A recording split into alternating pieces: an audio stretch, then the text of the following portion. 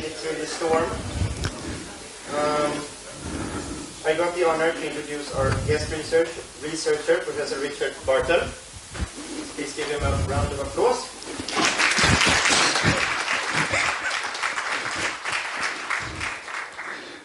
He, among other things, co-wrote the first virtual world in 1978, making him one of the pioneers of the massive online games, and has since been a very influential and appreciated member of the research community surrounding games, and is an honorary professor at the University of Essex, if I'm not mistaken. And today he will share some of his experience with and perspectives from his career with us. Right. Okay, right. Thanks for getting the applause out at the beginning, because it's not going to come at the end. I thought I'd put a tie on, because that way you're all thinking, why is he wearing a tie, rather than shouldn't he lose some weight? I did have a little electric clicker that I would be using and wandering around, but the battery leaked, so I'm going to have to come over here to advance the slides. So, right. So, start of a new academic year. Everyone's enthusiastic. Even the lecturers are enthusiastic. All that didn't last for very long. Everybody's got plans. Everybody knows what they want to do. They've got expectations of what they hope to achieve in that year. But that's just for this one academic year. Beyond that, things get kind of fuzzy. Oh, yeah, get a degree, go get a job, make $1 million. I've made millions of dollars, just not for me. So today, I'm going to look 40 years into the future. And those of you who don't smoke will probably still be around 40 years from now. What will you be doing? Why will you be doing it? Why did I pick 40 years? Well, I picked 40 years because 40 years ago, I was you. So let's get into our computer game TARDIS, dunga dung dunga, and travel back in time to 1978. So we just go back a few years. Right. Oh, this is Secret World Legends Funcom last year. When I quit that, I'd played 45 days. That doesn't mean I played on 45 days. That means if you added up all the hours that I played, it came to 45 days. I'd previously played The Secret World. I had 150 days on that one. Go back a bit further in time. Star Wars: The Old Republic.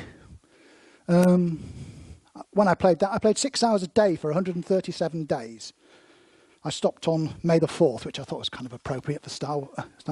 But anyway, I chose these two games not because they're both the same. They're both massively multiplayer games, but they were both informed by World of Warcraft. Secret World was trying not to be it, and Star Wars: The Old Republic was trying to be it, but in space. So World of Warcraft came out when you were like 4 years old. I played that. My /played was 225 days when I quit. And then pandas came along. That's why I quit. I mean, for heaven's sake, pandas. They were having a laugh. World of Warcraft, though, wasn't the first massively multiplayer game. It was based on EverQuest. I didn't play EverQuest. If you played EverQuest, then you might have met me, because some people were playing saying they were me, but they weren't. EverQuest there, yeah, looks pretty good. Most of today's virtual worlds are descendants of EverQuest. But EverQuest itself didn't come from nowhere. EverQuest came from Dikumud, which was at Copenhagen, whatever Diku stands for, Data Logic Institute, Copenhagen University, something like that. You may notice a slight difference between Dikumud and EverQuest. You know, the pictures are better in Dikumud. So all the gameplay that's in EverQuest, all the gameplay that's in World of Warcraft, and pretty well all today's virtual worlds, comes out of Diku mud. And in fact, Diku mud has still got gameplay in that modern worlds don't have, because it's much easier to add. Let's have an ice-breathing dragon. Okay, bam, you've got one. 2 minutes later. If you want an ice-breathing dragon in one of today's virtual worlds, then yeah, someone's going to have to animate that. Someone's going to have to give it all the animations that it needs. Someone's going to have to say what the various effects are. They're going to have to balance it. Nobody cared about that in these days because it's so easy. You can just make the changes just like that. But Diku mud wasn't itself entirely original. That was based on ABBA mud, not Swedish ABBA, with 2 B's and an A after the first one. ABBA is short for Aberystwyth, which is a university in Wales, which is part of the United Kingdom for the moment. This was written in 1987. Alan Cox there, who wrote it, he later went on to run the main Linux code thread. But back in 1987 he wrote that. People played it and thought, oh, that's pretty good, we can do better, and they did Diku mud. But ABBA mud itself wasn't invented out of nowhere. ABBA mud was invented in 1978 by Roy Trubshaw and, Richard Bartle. That would be me then. Mud wasn't based on anything. We did just create that out of nothing. And this is what I did when I was you. A lot easier to do things back then. So, 40 years from now, you could be given a talk like this about whatever major piece of work you did right now that everyone's forgotten because it was 22 years before they were born.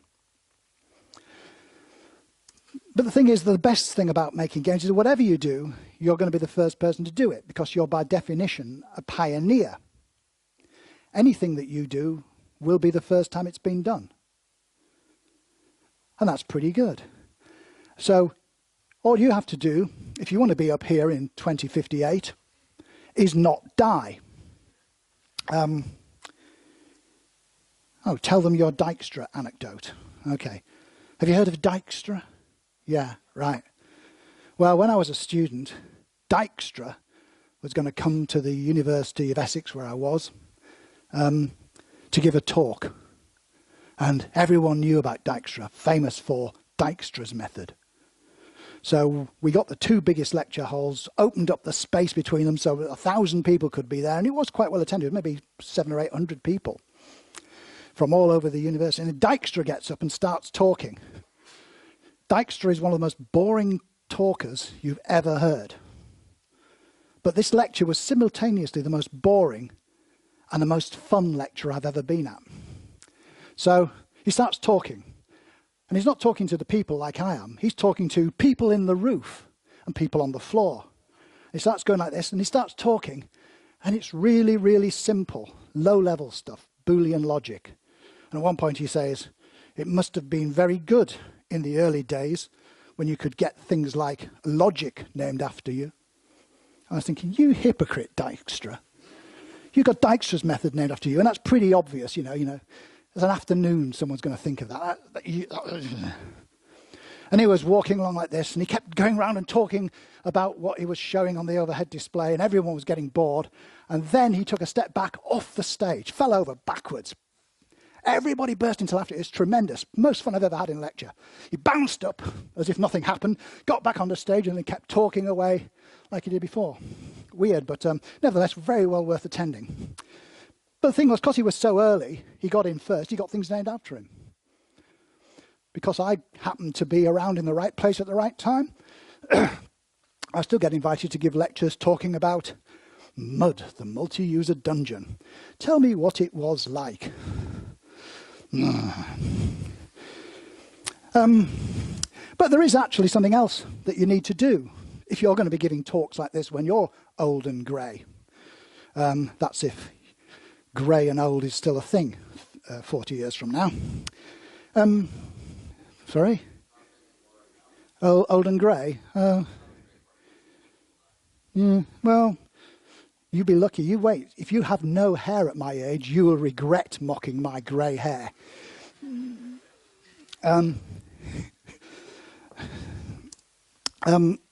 So apart from just not dying, you need to enjoy your subject.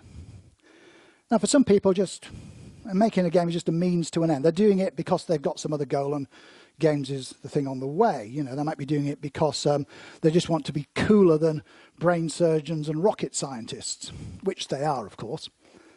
But if you're really not interested in it, well, programmers are paid 1.5 times as much programming pretty well anything else apart from games.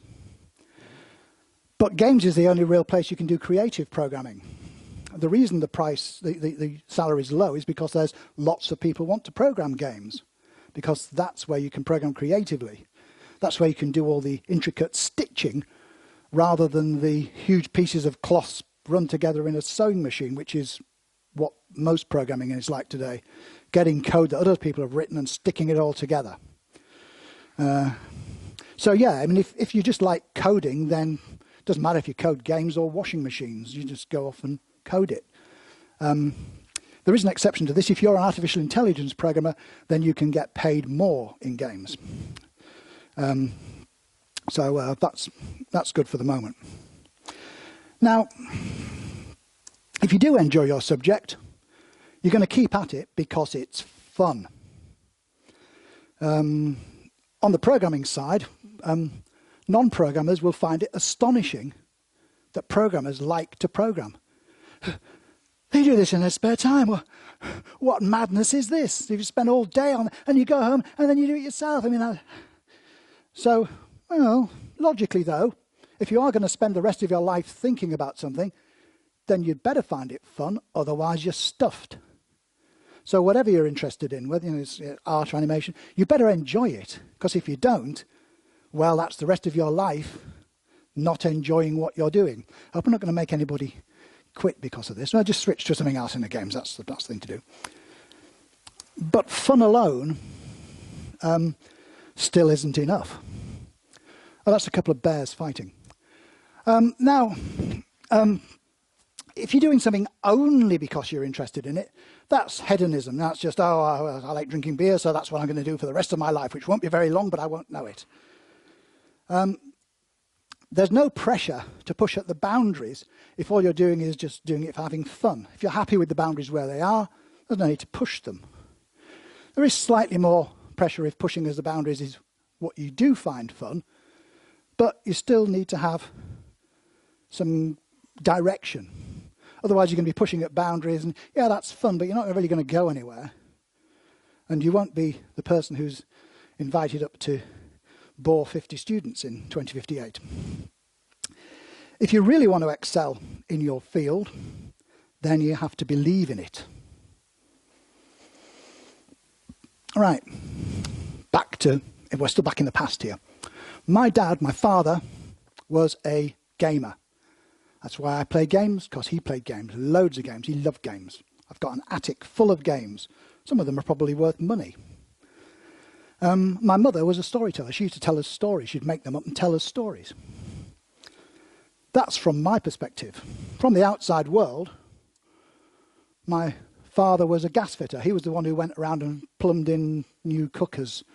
He was the one who went around and fixed gas leaks, things like that. My mother was a school meals cook. So when you go for lunch at school, she was one of the people who made the meals. As a result of which, she's unable to cook for fewer than 10 people. Whenever you go around her, it was maybe 4 of us, enough food for 10, and we have to eat it. So we existed on a council estate. That's social housing. We have lived in social housing, subsidised. But we lived in our imaginations. And when I was young, I saw misery and injustice in the world around me. Everybody around where we were was poor. I mean, it was a coastal town, far from anywhere of any consequence. The nearest city, Hull, was voted second crappiest city in the world in the Book of Crap City, well, Book of Crap Towns. It was not good. The people who live there think they live at the end of the road. For us, they were the start of the road. We had to drive an hour just to get there. So I didn't come from a very good background. I didn't like that world. I wanted to make a better world. So that's what I did. That's why I made a virtual world. Game design is an art form. People use games to say things to other people, the people who play.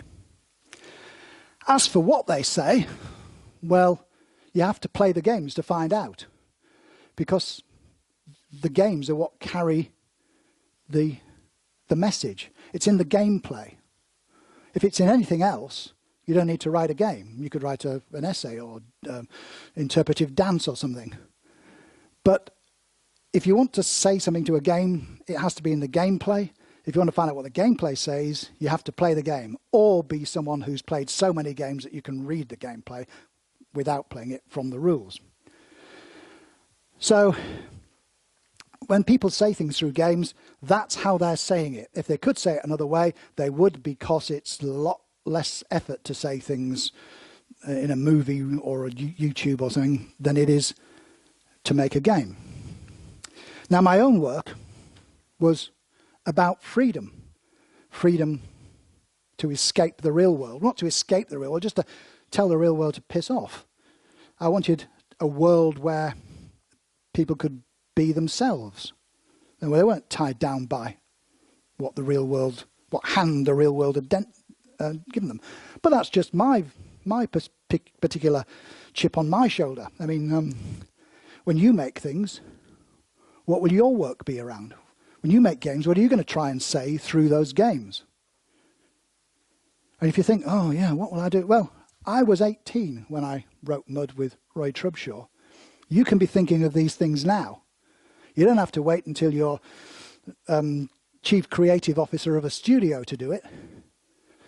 The thing is that if you know what you're saying through a game, that makes all the decisions a lot easier. Things just fall into place, because if you're trying to say something coherent and consistent, all those mechanics that you're thinking about, anything that's against it, you don't put in. You just put in things that support the message, and suddenly you find everything fits and it works. But you do need to know what it is you have to say. And as it happens, you've actually come to the right place to find out. When it comes to education for games, well, there's two things. The first is training. This is the acquisition of skills and knowledge as a result of being taught. Most game degrees will stop here. They will teach you what you need to know to make games.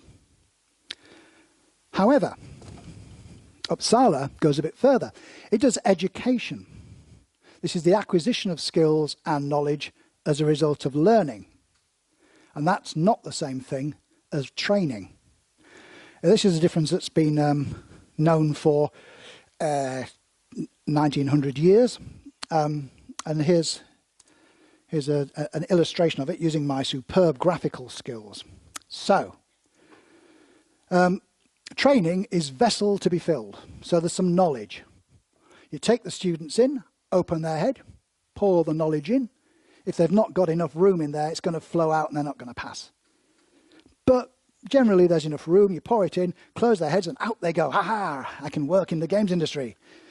And training is where you're preparing against surprise. So that if people know what they're going to be doing, then when they get out there, they're not going to be surprised. They know what to do in all the circumstances. Except we don't know what all the circumstances are. Education works a bit different. This is fire to be kindled. So you open someone's head, few sparks in there. Let's pour this petroleum gasoline in there. And you pour it in. Some people, it's just going to dampen it all out. Boom. They haven't got enough sparks. Other people, it's just going to go woof. And they're going to get inspired, and they're going to think things out, and they're going to crazy shit ideas. And this is education. This is the aim. This is preparation for surprise. So when you are surprised, what do? Your education will tell you. And these are the two aspects. And most games degrees will focus on the training. Now, you do need training because it's no good having an education not being able to use it. I mean, you wouldn't want to go to to see your doctor and your doctor hadn't bothered to study anatomy because, well, everyone knows anatomy. Yeah, you kind of do need it though, don't you? Yeah, so you need education to excel, but you do need training because otherwise there's no foundations that you're building your house on a swamp. Now, virtual worlds, like mud. I keep breathing into this with my nose and sounding like some kind of snot-breathing dragon. Yeah, that's better. Virtual worlds were invented or reinvented independently at least 5 times. So it wasn't just Roy Trubshaw and I who invented them. They were done, there was Sceptre of Goth by Alan Cleats in 1978, same year as Roy and I did Mud. Avatar was Mag Shapira and Sides. That was done on a system called Plato, which was graphically way ahead of its time, but there was only really one of it. So if you couldn't connect to it, then you couldn't run any games or anything on it. Island of Kesmai, Kelton Flynn and John Taylor. That was graphical, except the graphics were made out of ASCII characters. So a wall was an open square bracket and a closed square bracket. That was a wall. Habitat. The guy with the best name in games, Randy Farmer. Randy doesn't mean the same in America as it does in the UK and Australia, where it means sexually up for it. So Randy Farmer, it sounds like more like an occupation. Chip Morningstar. These two did a first proper graphics game in 1985. It had characters and it had these big heads, and actually you could swap heads. So if somebody else had a head, you could say, "Oh, can we swap heads?" And yeah, I've got a spare head. Do you want a head? Yeah, okay. So you take your head off, give it to the person, and then they'd run away. Yes. And then there was another one, Monster, that was invented much later, 1989. That did play into the history of some virtual worlds, but I'm not giving that lecture now. So, this being the case, 6 virtual world reinventions, why is it that almost all today's massively multiplayer games descend from the one that Roy and I did, Mud? See, you don't have to be a genius to come up with the idea of a computer-moderated, shared persistent environment you interact with using a single character. Obviously, I am a genius, but I didn't have to be to do that. But what you do need is a reason to do so. And my reason was to give people a place they could go to be and become themselves. Well, what's your reason? Why do you want to make games? Because it'll be cool. Yeah, it will be cool, that's true. But lots of things are cool. Why do you want to make games? What is it about games? Ever since I was a small child, I've loved playing games. Well, ever since you were a small child, you've loved living in a house, but it doesn't mean you want to be an architect. Ever since you were a small child, you maybe loved eating ice cream, but that doesn't mean you want to be eating ice cream for the rest, or making ice cream for the rest of your life. Why do you want to make a game? What is it that you're trying to say? Because that's why you're making games. Now, most of the other people who invented virtual worlds, they wanted to play them. They wrote the games because they wanted to play them. Chip and Randy, who did Habitat, they were the exceptions, mainly because not a lot of people actually did want to play that game. Yeah, sorry, Chip and Randy. But with Mud, I wanted other people to play it. I wasn't writing for me, I was writing for other people. I saw virtual worlds as a way to make the real world a better place. If you make games, you're not making them for you to play. You're making them for other people to play. Okay, at this point, you maybe are making them for you to play because that will help you crystallize your ideas of what other games should be like. But I'd been making board games for a long time when I was a kid. A lot of game designers will have done that. The more that you've been involved in game design, the more you'll have piles of rubbishy ideas, some of which are turned into games, some of which are half turned into games. I've got stacks of these things dating back since I was at school. And some of you will have those as well. Games are games. It doesn't really matter whether it's a computer game or a board game, physical game. Games are games. If you design them, you're pretty well using the same parts of your creative imagination. It's just a case of what the constraints are that limit what you are. I mean, board game constraints are different to video game constraints. So when I did Mud, I did it because I wanted to make the real world a better place, or at least give it some competition. So I gave away the code to people, anybody who wanted it, as long as they weren't players trying to find out how to do things. If there were people who wanted to make these games, I just let them have the code. For the other people, either their code was, they guarded it because they didn't want anybody else ripping off their ideas. This was in the years before software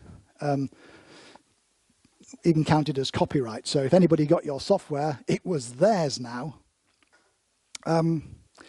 Other ones, they would have given it away, but they couldn't because it was non-transportable. So that's the Avatar one. It only ran on that one system. So, because it was free, not free as in free to play, but free as in free. It didn't cost anything ever. Lots of people played Mud. Well, it did tend to be quite wealthy because back then you needed to be wealthy to be able to afford the telephone bills to connect to the mainframe.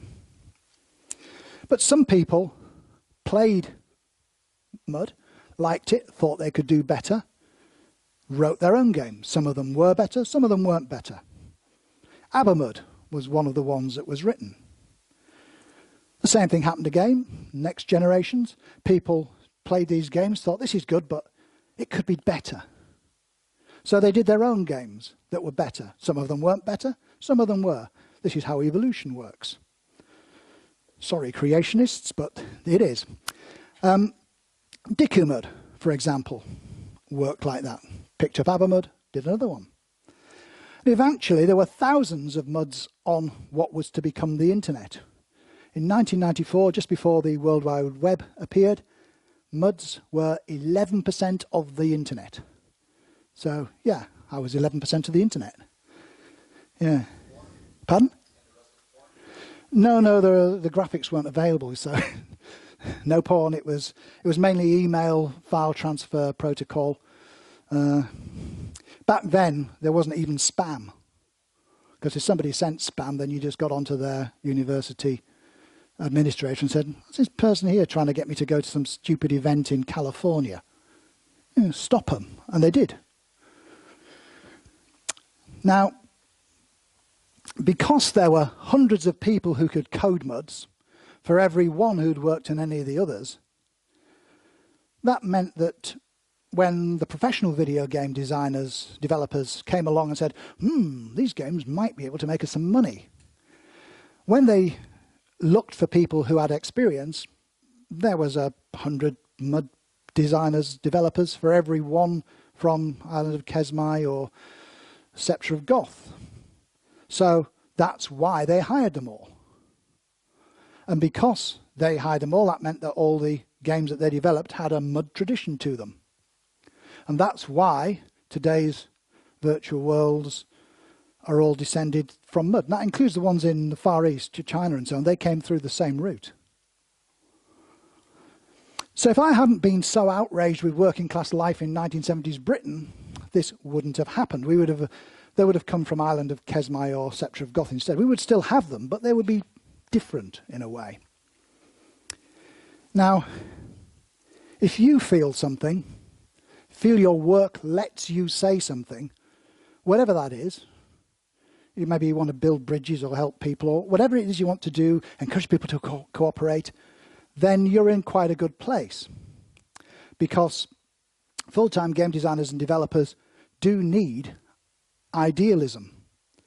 Idealism is one of those drivers of imagination. And most imaginative people are idealists. Of course, after 40 years, cynicism and despair will have taken over, but they also work as drivers. Because when you see things in, this isn't how things are supposed to be. Things are supposed to be so much better. We're supposed to have rocket ships and we're supposed to have death rate. Well, maybe not the death rate, but we're supposed to have all sorts of good, cool things. And where are they? And what we've got is stupid free to play.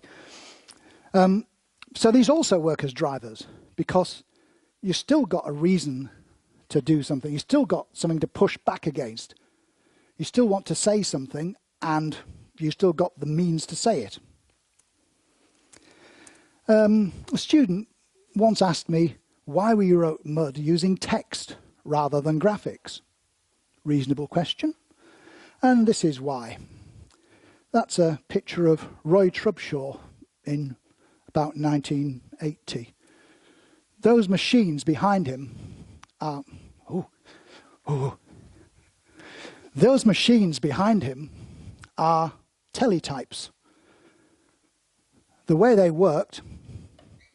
So, you know how your laptop's got a keyboard? Well, that keyboard used to print on paper. And the paper used to be in boxes this thick, continuous fan-fold paper. And it would print out, and it would just print and then go up, print and go. And it printed in capital letters. You didn't have any lowercase letters. And it printed slower than I can type. You had to punch like this to hit them because it wasn't just like this stuff. It was boom, boom, boom, boom. So as a result of which I have forearms that can open cans. And so we had to do it that way. There was no graphics. The only graphics were very specialist machines, and even they weren't all that great. Avatar had graphics, but the graphics consisted of a tiny little picture of a little stick man or stick person, whatever. Now, I say this because back then, teletypes were pretty cool. Top of the range. We had 9 of them. Ooh. And what you think of as high-tech now will soon be superseded and obsolete. You think, oh great, now they've got the latest graphics cards, you know, VR, it'll be fantastic. You've got all this stuff. That's going to be obsolete. What you are learning on, cutting edge stuff, 10 years from now, yeah, great. My mobile phone now, that's got more computing power than the mainframe that I used to work on. And that mainframe used to occupy a room about the size of this one. It used to have a false floor, like this false floor. Underneath that false floor were carbon dioxide cylinders. If there was a fire detected, the room flooded with carbon dioxide to put the fire out. 3 people were in that room at all times. It actually only needed 2 carbon dioxide cylinders, but 27, 29 was enough to put the fire out before any real damage was done, except obviously to the people, but people were less expensive than computers. In the future, all these things that you're thinking of now as being pretty damn cool, they don't have that over at Wevda, are going to be out of date. And the reason they will be is because all technological fields are still advancing. And this has social effects as well. When I took photographs of my friends in 1978, like that one of Roy Trubshaw, people thought I was weird. Why are you taking a photograph of us? You know what we look like. There are fewer than 40 photographs of me in existence that were taken before 1978. My daughter takes more than that every day. So, if things are bound to be superseded, what's the point of learning them? What's the point of learning all this stuff? It's just going to be super. I'm spending 3 years to learn something that 6 years from now is going to be old hat. Why am I doing that? Well, that's the training part. Training will be superseded. Education isn't. So consider what Roy Trubshaw and I needed to know when we wrote Mud 40 years ago. This is what we needed to know. Right. So, memory is made of soft iron toroidal cores suspended across a grid of wires with a diagonal sense inhibit wire to read and write to them. Circuits are made of wires and gates, an AND gate of blah, blah, blah, blah, blah. In order to decide which operation to perform on a register, you have a special instruction register using gates, blah, blah, blah, blah, blah. A set of panel switches are used to load the instructions into the register. Tedious, but you put in just enough so that you have enough instructions that it can read from a paper tape reader. And then you read from the paper tape reader, and then that gives just enough that it can read from a magnetic tape. And the user programs are kept on disk packs, cards. I can't tell you how disappointing it is when you're carrying a wad of cards like that, and suddenly your program's there in shuffled. At the end of the year, we used to live in these tower blocks, and at the end of the year, people would open up the tower block window and just, whoa, fly, fly. Okay, so we need to know all that sort of stuff, and we needed to know that high-level languages can be used to rate general-purpose programs, but we basically needed...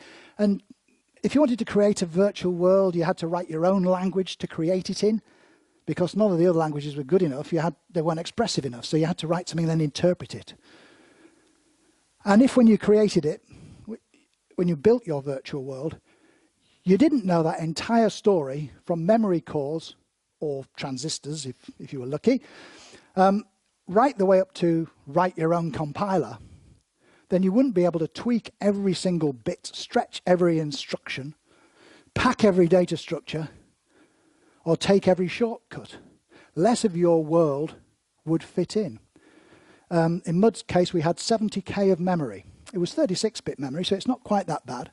Nevertheless, there are more bits in that photograph of Roy Trubshaw than there were in the game. And after you've done this, if you don't know that, you're not going to be able to do it. If you do that, you can just about do it. And then, having done all that, you get that little bit at the end, where you get to design the game world itself. So that was back then. But you don't need to know that stuff now. What do you need to know now? Well, the first thing you need to know now is how to raise 250 million Swedish krona. Assuming you do that, or perhaps you're wealthy enough that you already have that kind of money. I really like you, you're my friend. You will need to decide which kits, tools, library and middleware you're going to buy in to get the following functionality. What graphics engines, renderers, AI engine, animation package, art package, all the way down to web creation tools, which you will need.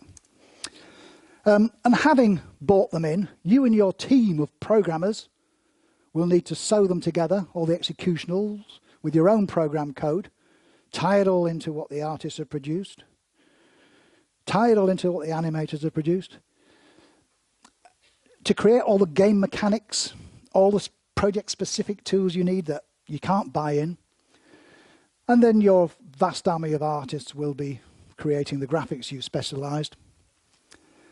And to do this, to get this right, you have to have knowledge of every API for every kit, tool, library, and middleware you're using, so that you don't try to specify in your design something that people can't implement. And at this point, the anti-gravity cuts in. No, it's not going to cut in, is it? Because there isn't anti-gravity in the real world. Ooh.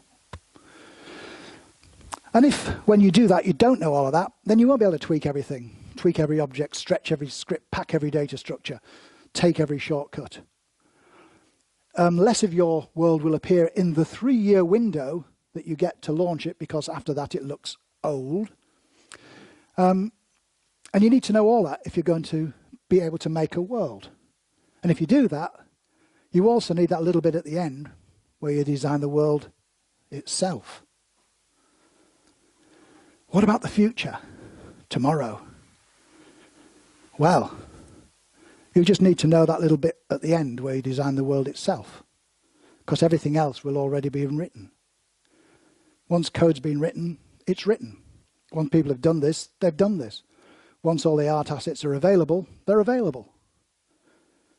There will be, you could just go online to an art store and buy all the things that you need for your world. Yeah, okay, so there might be a Marlboro cigarettes advert stuck on a shield somewhere, but other than that, it's going to be free, free, free, because why wouldn't it be?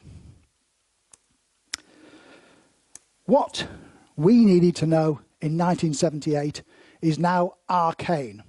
Frankly, I could have put anything up on that first slide, and everybody except maybe a few people in the front row would have just, yeah, okay, that sounds reasonable. Yeah, so you needed a horsehair wig. Yeah, okay, yeah. You wouldn't have known, because it's arcane. In technical terms, no MMO developer today needs to know any of that stuff. But someone needed to have known it. It informs everything, but now it's abstracted away. It's all abstracted away in libraries and middleware. And so it is with what you're studying or about to start studying now. So is it a good time to be studying games right now? If you're going to be learning things that are just going to be, I mean, shouldn't I just wait until it gets to the point where everything can be made? Good time. It's more than good. It's absolutely terrific time to be making games. Playing games is among the most important things that human beings do. It's not just some cultural fad that's appeared out of nowhere. Games predate culture. Those bears I showed you, they weren't fighting. They were playing.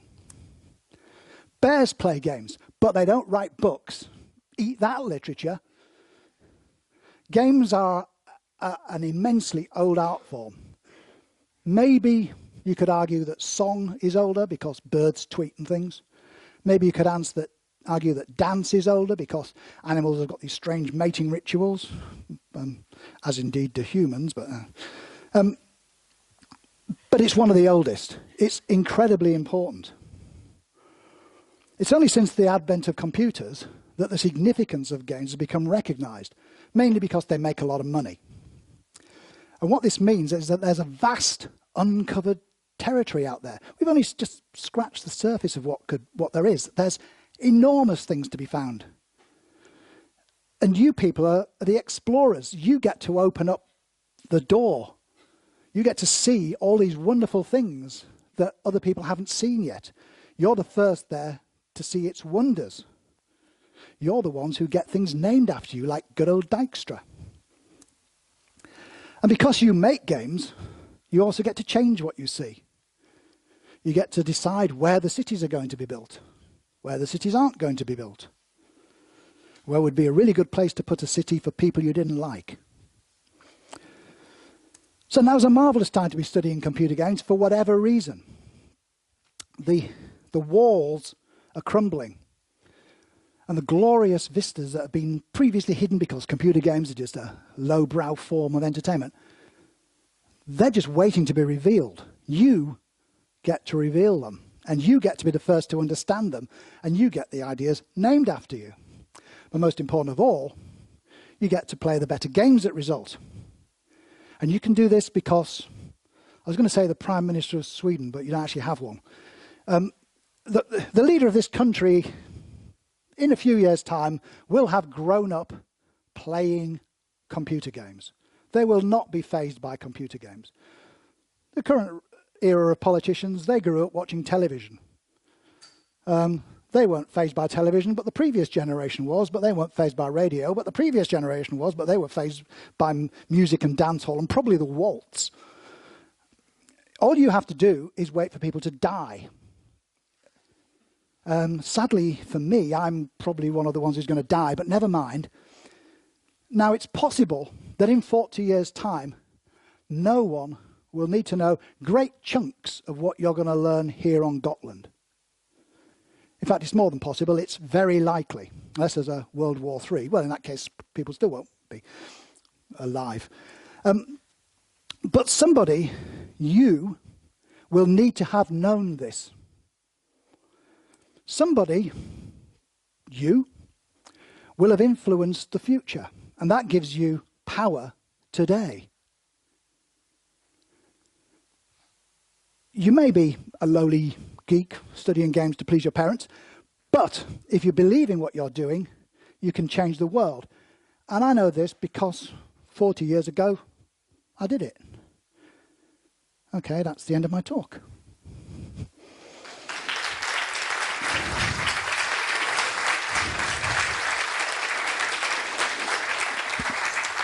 Happy to take questions if anybody's got them, or if you really want to go out there into the wind. Anybody? Any questions? Anybody? Okay, questions. Okay, so the very first code, which was just a technology test, took about 2 hours. That was not playable as a game. The next code, which would be the first thing that you would recognize now as a game, took about 2 to 3 months. We worked on that for another year, but it was written in assembly language. An assembly language, the more you write, the slower it becomes to write, and things just got longer and longer to code. And so in about the start of 1980, Roy Trubshaw finally snapped and thought, I'm going to rewrite this. And he rewrote it in a language called BCPL. Absolutely wonderful coder-friendly language. This is the language that C was based on. And it's a wonderful language. I love that language. So he rewrote it. It was basically like high-level assembly. After about 2 months, he thought, I should be doing my final year dissertation. It's due in 4 weeks. So he handed it over to me. I got code control at that point. And then I worked on it on and off for another 3 or 4 years. But most of what we would now call the standard MUD would have been done by end of 1981. So if you start from the beginning, 78, 79, 88, it was 3 years. 2 people, 3 years. On computers where we were only allowed to use them for certain amounts of time because it was under time sharing. And if we were writing games, then the history department wasn't typing essays. So, we really needed to do the games. But it was all limited. So most of our coding was done by hand. You wrote it all out on paper, ran it through your head. Your head was the computer. You were executing that code yourself in your head, making all the changes. And then when you had time, you'd maybe try and find a card punch, type it all in offline. But we only had about 9 card punches, and 3 of those were sort of owned by the Chinese students. They only ever joined the queue for that one and wouldn't join the queue for anything else and would let their friends in. So, okay. So we had a choice of about 6. And so you queued up and then you typed it all in, then you gave it, and it all went into the computer. It all came out, but you'd made all the changes, and so then if it didn't work, you could maybe make a few little changes online. And then people, when it came to playing the game, people would play out of prime time, and they would, because they were in the history department and had lots of resources available but nothing to do with them, they would spend them playing the game. And then the university said, well, no one uses the computer between midnight and 6 a.m., so let's let anybody use it. And people from the outside world who were rich enough to have computers and modems would dial into our computer at midnight and play the game all through the night. Didn't do their schooling very good, but hey. So, yeah, I'm sorry, I'm going into anecdote now, but basically the answer to your question is about 3 years from start to finish, but it was certainly playable and fun and everything after 3 months.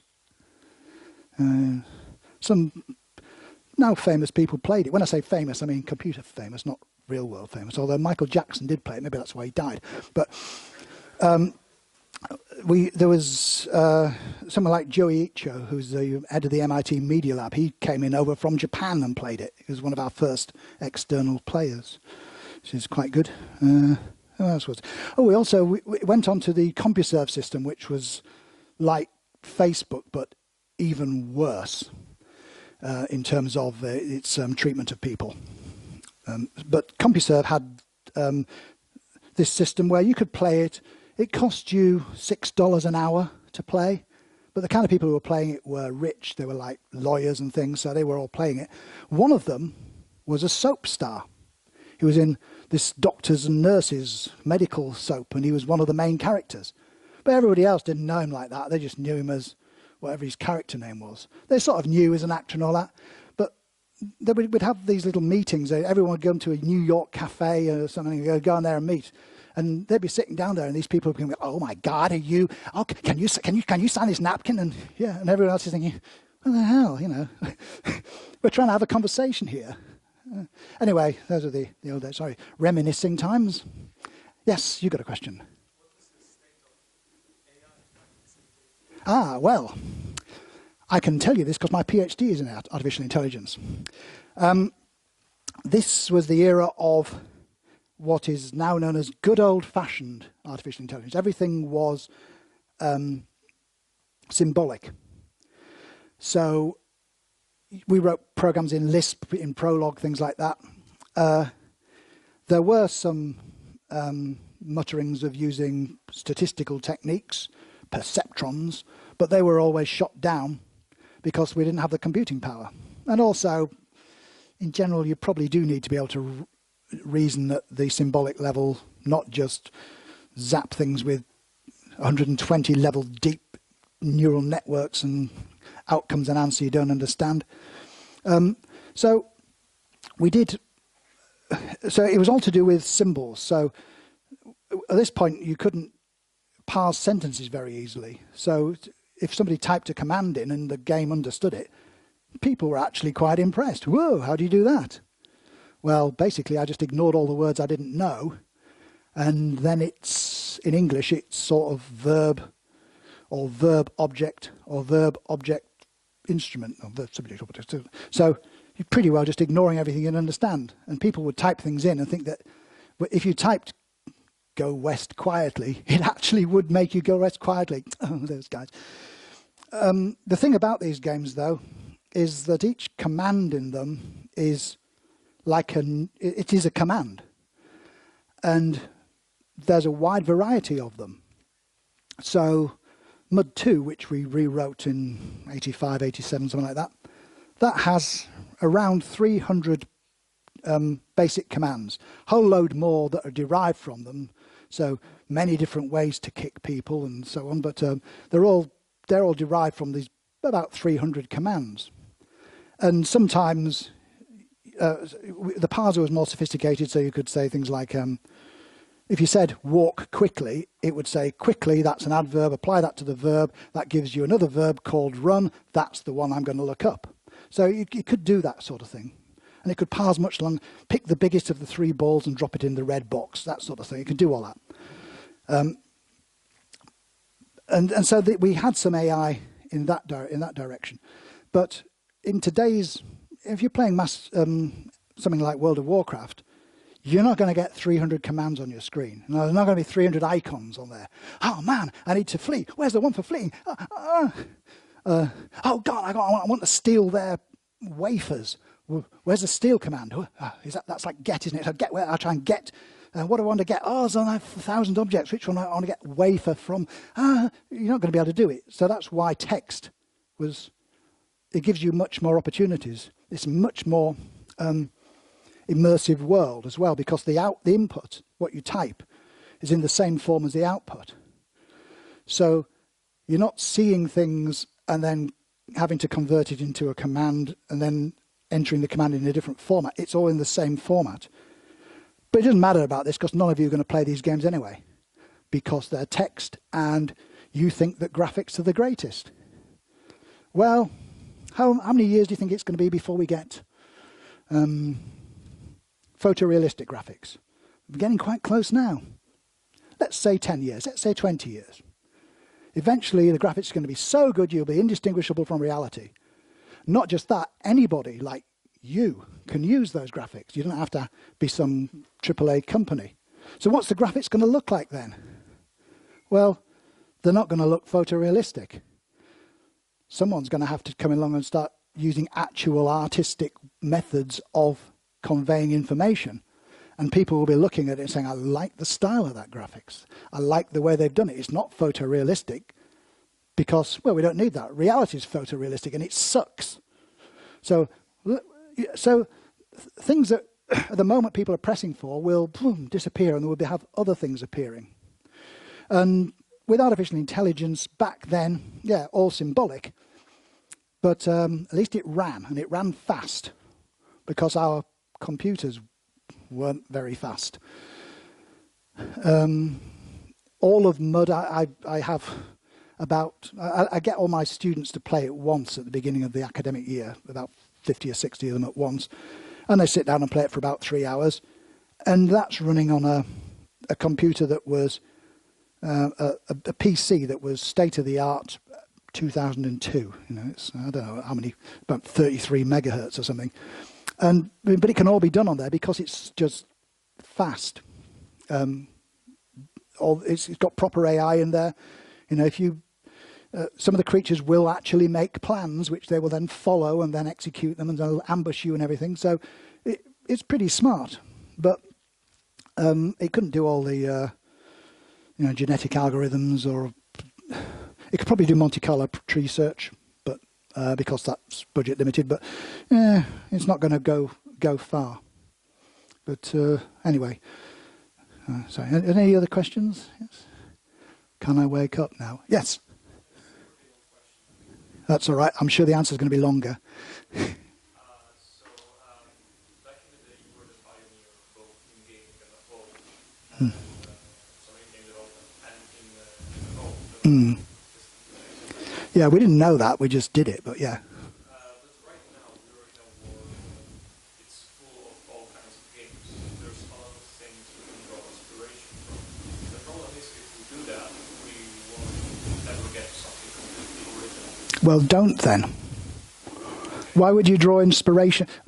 One of the things that happens, when sorry, I'm cutting your question off there, but quite often journalists will come to me and say, "Oh, you're a game designer. Where do you get all your ideas? You know, where do you get these crazy?" And I'll say, "Well, it's a stupid question. You get ideas the whole time. The whole time, ideas are coming of things which would make great games." I mean, I'm looking here now and I'm thinking, 2 people with green hair, 1 person with a pink top. Who would have thought that green hair and a pink top? And I'm going into like a face matching game. And okay, that just happened when about halfway through the lecture. I just happened to notice. Game designers, that wouldn't be a good game. And the only reason I noticed it because I gave a talk in London once at the British Museum, and there were 6 women with green hair, no other colour. What is it? Whoa, must be like cheap dye or something, or I don't know. Or maybe it's just, well, I'll have to ask you. But the thing was, these are just ideas that come the whole time. If you're a game designer, you'll get ideas the whole time. And it's not a question of where do my ideas come from. It's a case of which of these ideas I have got am I going to work with. And that's like where it's not the inspiration. It's the inspiration doesn't stop. You can't stop it. Some designers don't work like that. Most do, but some don't. Peter Molyneux is one of the ones who doesn't. He's one of these thinks of an idea and lets it brew for 3 months, 6 months, a year. Starts making the game, still brewing, and eventually it comes out the other end and think, oh wow, that game's just like the other ones you did. But whatever the that's uncommon. Most game designers would be full of ideas, and so being inspired by other games, well, they are inspiration, but they're no more an inspiration than anything else, really. You might look at something and think, wow, that's a pretty cool mechanic. I could do something with that.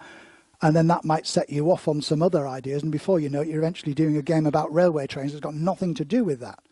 Maybe they're not railway trains, maybe they're space railway trains.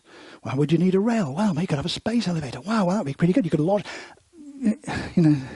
So there's all these things you can do. So inspiration from other games, if you do that, well, yeah, of course it's going to look like other games. Now, at your point in your education, that's actually okay, because you kind of need to know what the rules are before you break them. So you know why you are breaking them. You don't just break them because, hey, breaking rules is cool. Take the handcuffs away, please. You're doing it because until you know why things are the way they are, then when you do it, you're just doing it blindly. Levels in MMOs. Why are there levels in MMOs? Why is it, I don't know, what's the top level in World of Warcraft now? 100 and, I don't know, God knows what. 120, yeah.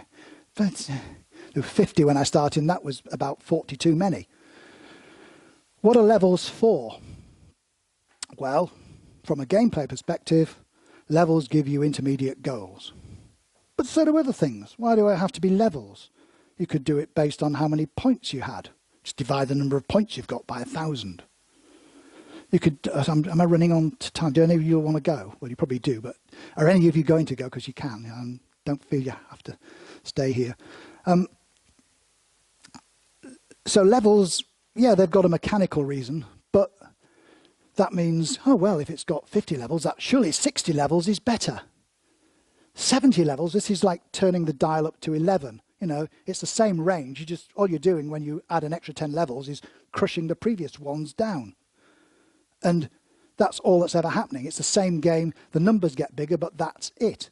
Why do you need levels? Well, the reason I put levels into Mud is because I wanted them to reflect how people at different tiers of society were treated.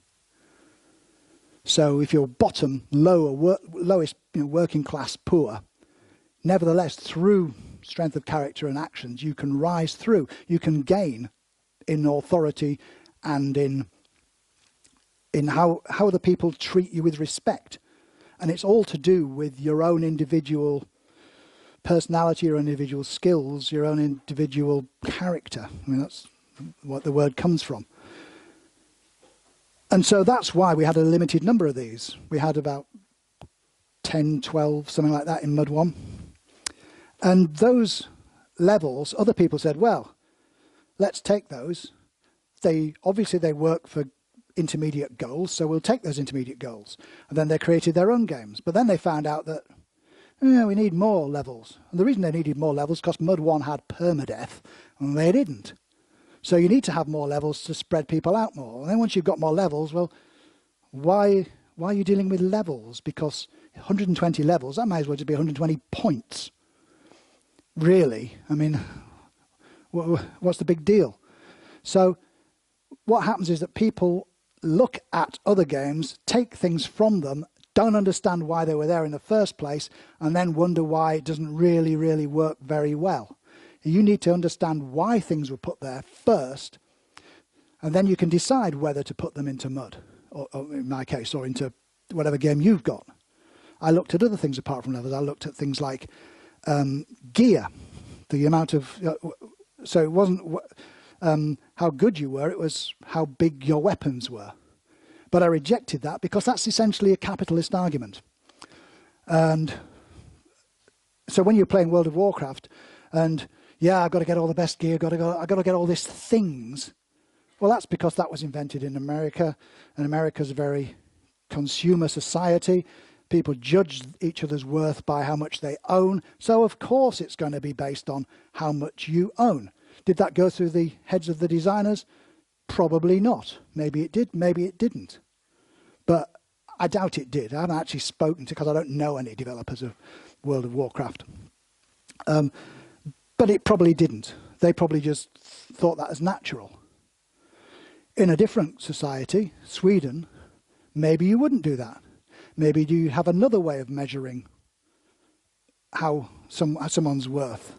It might be to do with how many points you've got in a reputation system. Reputation systems suck, but they don't have to suck. You can design them so they don't suck. Just that most of the way people have designed them in the past, they have sucked because they've been able to be gamed. But anyway, I won't go into that. So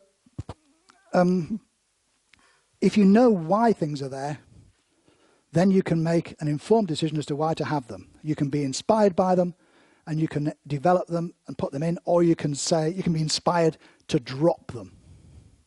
And so you do need to understand why people are doing things. even if they themselves don't. Okay, so I said the answer is going to be longer than the question, but I did cut off your question, so have you got any? Oh, okay, right. Anybody else got anything they want to ask? Yes, there's someone at the back there and then someone there. Yeah.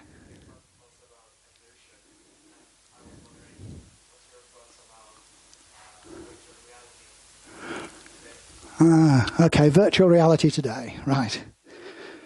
Okay, I'm going to give you an argument here which comes from basically something Isaac Asimov wrote a few years ago.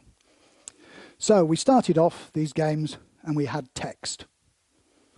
And pretty good, you know, playing text, see a dragon, ooh, scary dragon. But of course people wanted graphics. We always knew we were going to get graphics. We got graphics. Now you can see the scary dragon. But that's just a flat screen. What we want is 3D graphics. So you put on your little 3D things and you play the game and then you can't be bothered to put them on because it doesn't make much difference, but you keep playing. But then, yeah, it could be more real, you know. Evolution's given us this 60% of our brain to be able to process images, so let's go VR. Gong, you got goggles on. Now the whole world's there. Whoa, yes, it's great. So let's hope I don't walk into anything. Someone just picked my pocket, but you're still playing it and it looks great. But that's not the end game though, is it? Because down still feels like down. Things you want to do, like run fast, you come in and maybe do that. So, oh, okay, well, let's try something else. Let's have some immersion boxes. So you strip down to your underwear, you climb into this box with a little tube because you don't want to drown. Close the lid, and now it's all dark. All you can see is what's going through there, but you're surrounded by water. But it's not water. This is liquid. And if you put electric signals through there, it can harden and soften the liquid. So you feel kind of weightless, but by hardening the liquid under your feet, you can feel as if that's where you're standing. And by hardening the liquid when you get shot, you can feel, ow, ow, whoa, you've been hit. So you could do that kind of thing. But you're still going to have trouble with things like balance isn't really going to work because you're still affected by real gravity even if you're not feeling like it. So what's the next tip? Let's go cyberpunk. Let's put a little jack in the side of your spine here somewhere, and then I think I'll just play a game tonight. I'll just take my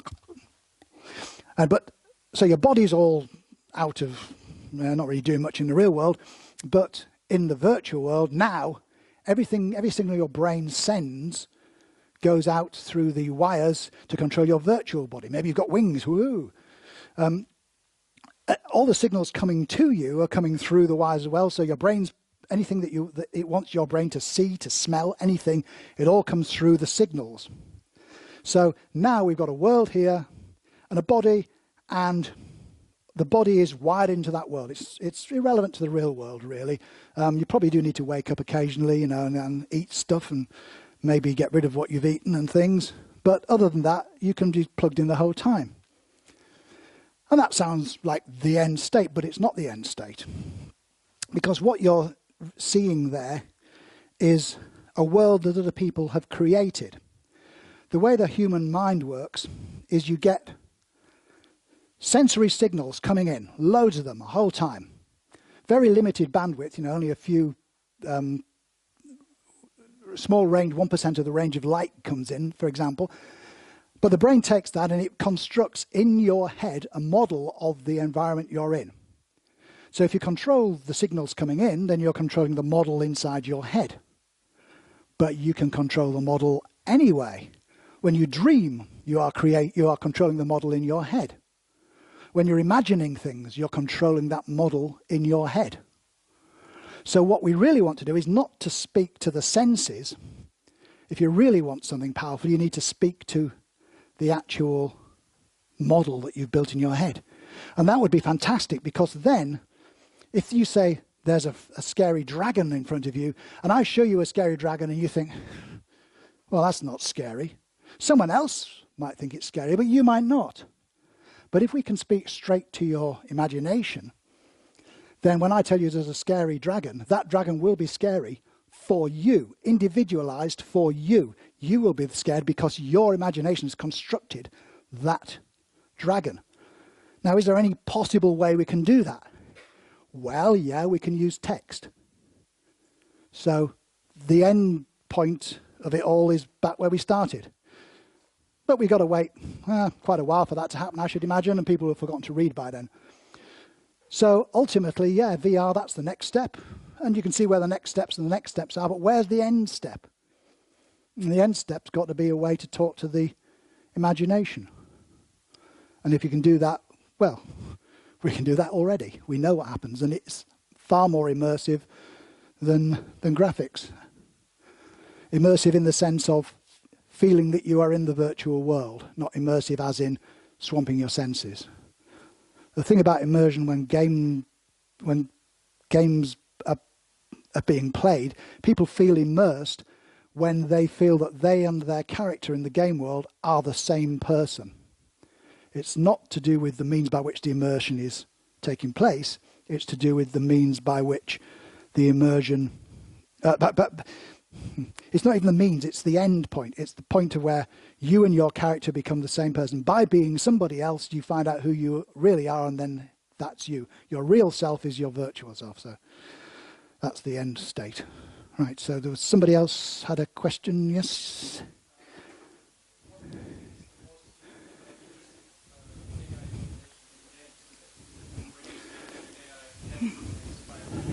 Well, the main limitations for AI at the moment is time. You can do an awful lot with AI, but you can't do an awful lot in 40 milliseconds.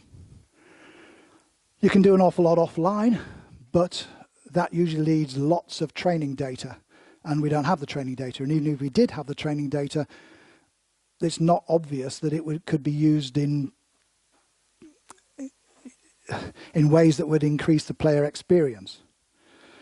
There's a chance that we might be very good for believability, so that you can have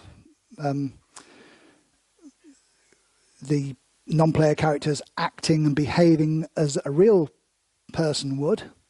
But to do that, you'd probably have to run on a server. It'd probably have to query the server. The server would have everything on that can answer it, because you could never get it done locally. I mean, I'm part of a doctoral training centre. We have, I think, 60, something like just over 60 PhD students, all working in games and AI. And some of them are working in different areas to games and AI.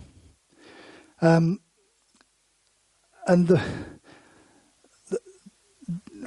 all the main AI techniques which are currently big at the moment for using in games, like genetic algorithms, like artificial neural networks, they're good, but only for certain applications. There are some things that they can't do, and that tends to be the acting like a human stuff. And the worst of it is, if they did act like a human, the humans wouldn't want to play with them. And that's one of the big downfalls with AI at the moment. See, if you're playing a game and you know that the characters who are interacting with you are watching what you're doing and deciding how to act based on what you do, if you know that's happening, well, you're going to start to game it. It's like when you're in one of those racing games with rubber banding. No matter how fast I race, they always seem to catch up behind me. Yeah, that's because they're cheating. They're just tied to you. So if I really want to win, what I do is drive really slowly all the way around, train the game to think that I'm super slow, and then when it gets to the final straight, I shoot off like a rocket and it can't react and I've won. Woohoo. And then suddenly you're not playing the game, you're playing the AI. You're gaming the AI. But that's not why you were playing. You were playing to play the game. Now, that said, there is a lot that AI can do. I mean, things like graffiti. If you see someone in a game and there's Grand Theft Auto spraying something on the wall, they're just going like this, like blah blah blah, and then suddenly a text will unfold beneath it. But they're not actually writing anything, and that texture there has been pre-made. But you can use AI to generate actual graffiti. Procedural content generation. So you can have somebody come along and tag your name as a character in the game, and it will look like graffiti. that's one of the projects one of the students is doing. Procedural content generation as a whole is a big area because content costs a lot to make. I mean, it costs most of the budget is in content. So if you can generate it procedurally or generate most of it procedurally and then hand tune it afterwards, then that's very good. And so there's a lot of work in that area. Depending on what's being generated, that affects the AI used. So if you're just generating textures, that'll be different to if you're generating cities. And that'll be different to if you're generating behaviors. But that's probably where it's going to have its most impact in the next few years in there, I would expect. There's one other thing. AI creation of games. There is work on the creation of games using artificial intelligence. So you have games with lots of, I'll get to you next, games with lots of parameters that can be tuned. Boom, boom, boom, boom, boom, boom.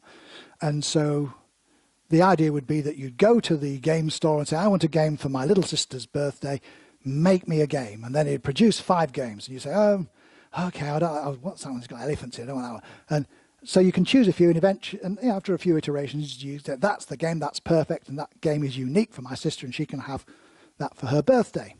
Cool. And there's at least one system like that I know of. But then you think, when I was on YouTube, I saw these cartoons that had been just made up as Mickey Mouse and Peppa Pig in the same cartoon. Oh, well, what's happened there? Well, what's happened there is that someone's written software that takes popular videos, splices bits of them together, makes a new video, and hopes someone's going to watch it for long enough to trigger an advert. Now imagine for games. You could release 1,000 games an hour onto the App Store. Most of them are rubbish games. No one's going to play those games. But somebody could see your title and think, oh, I quite like that. Underwater bears with knives. Oh, well, what's that about? And they start playing it. Well, it is underwater and it's got bears, but they don't look like knives to me. They look like fish. What's going on here? Well, you're not going to play that anymore, but who cares? You just paid 99 cents for it. And if people can create these games automatically and just flood the game store, well, something's going to have to change. I'll come to you after him. Yeah?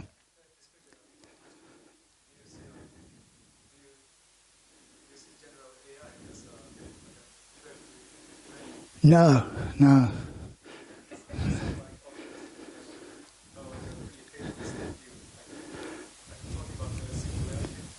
Yeah, right, yeah. So the singularity, when the AI becomes smart enough to create AI that's smarter than it. It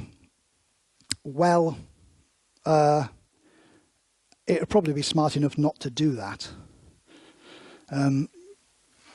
Human beings might be smart enough not to do it. It probably won't. We probably will create some AIs that are smarter. But if you are smarter, then yeah. I'm not worried about it at all, because a lot of what is being put out there as things that AI can do, it can, yeah, but really it's not scalable, not at all. Now you could say, well, how long do you want? Do you want 50 years? Do you want 100 years? Do you want 1,000 years? Do you want 50,000 years? You've got as long as you want. And if you look with that perspective, then yes, we probably will have artificial intelligences that are much smarter than we are and treat us as pets. But I'm not going to be around 50,000 years from now. I'm 58 at the moment, so probably about a third of the way through my life. Yeah, I'm not going to be around for that. So yeah, dying, probably all that bad at times. But yeah, future generations, it'll be up to them. But we are talking a big time scale. We had these conversations back when I was doing my PhD, and the people who know AI are not going to be frightened in the least by what it is. And when you see what some of the things that people do, yeah, read some of the academic papers.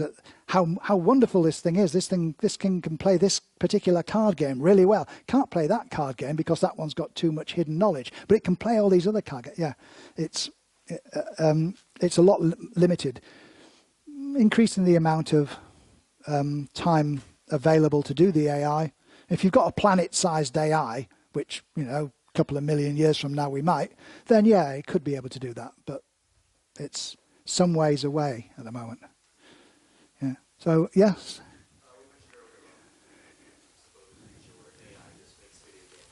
Well, yeah.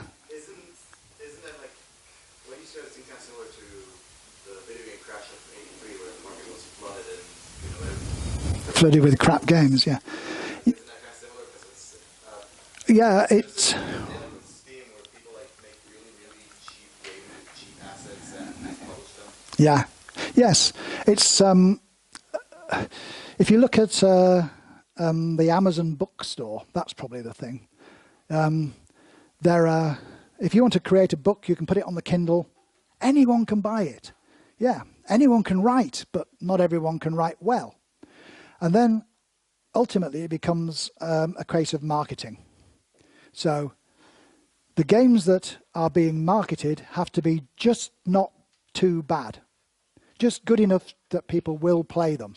So you can market them, they'll play it, and it's better than most of the stuff they'll find at random. There will be some things in there which are absolute gems, beautiful games. Everybody should play them, but nobody does because nobody knows about them. You and your 3 friends and your grandmother have played them. Nobody else has played them. Maybe they're going to be good and they'll tell all their friends and then maybe they'll play them. But then another game will come along and they'll stop playing it. So yeah, it'll eventually come down to marketing. And at the moment, it's pretty bad that way because people expect games to be free, at least on the App Store. They don't, and obviously not for concert. Well, And occasionally not. yeah. But there are so many student games on Steam that yeah, it's the basic. It's pretty well what you say. If you've got no way of telling the good games from the bad games, you eventually have to find people who are critics, you can trust, and you might be able to trust them, or they might be being paid to say the games are good. Or you're pretty well just waiting to find out who's got the biggest marketing budget. And when a marketing budget is the same size as a development budget, well, the games themselves are going to suffer as well. A lot of the content isn't so good. The downloadable content, things like that. Free to play in particular, I'm not a fan of, unless it really is free, because it undermines what the game's about. And it's almost everything's pay to win. I mean, it's like saying, would you like to win a game of Civilization 6? Because I've got a save file here, just two moves away. You just put that on. Oh, wow, yeah, oh, I've won. Well, the main reason that pay to win works is because you can plausibly argue to the people that you're discussing it with that you didn't pay to win. No, I didn't pay for winning at all. No, I just did it normally.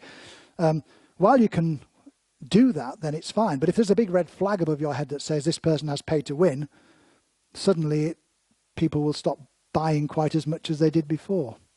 Unless it's a game that everyone expects that for, like World of Tanks or something. So yeah, I'm a bit not optimistic about that. And when it costs so much to buy a user that the amount of money you're going to get out of them is less than the cost to buy them. See, if you want someone to play your game, then there's a lifetime value that you're going to get from the total amount of money you're going to get from them. For some games, that's just the amount they shell out to buy the game. But for other games, it might be more incremental. There might be some in-app purchases or something. But essentially, there's a lifetime value. How much money am I going to get from a person? And then imagine that you could go to the player shop. Say, hi, right, I'd like to buy some players here. How much do they cost? And they tell you how much the players cost. Well, I can't afford that, because if the players cost $50 and I only got a lifetime value of $40, then, well, the more players I buy, the more money I'm going to lose. But it's kind of like that at the moment. The cost of acquisition, but mainly for casual games, I'm talking here, for casual games, the cost of acquisition is higher than the average lifetime value. So that's why they really want whales to play, because whales are the ones that have got more money than sense, or more of an urge to spend, or been psychologically manipulated more. Yeah. Right, is anybody else want to?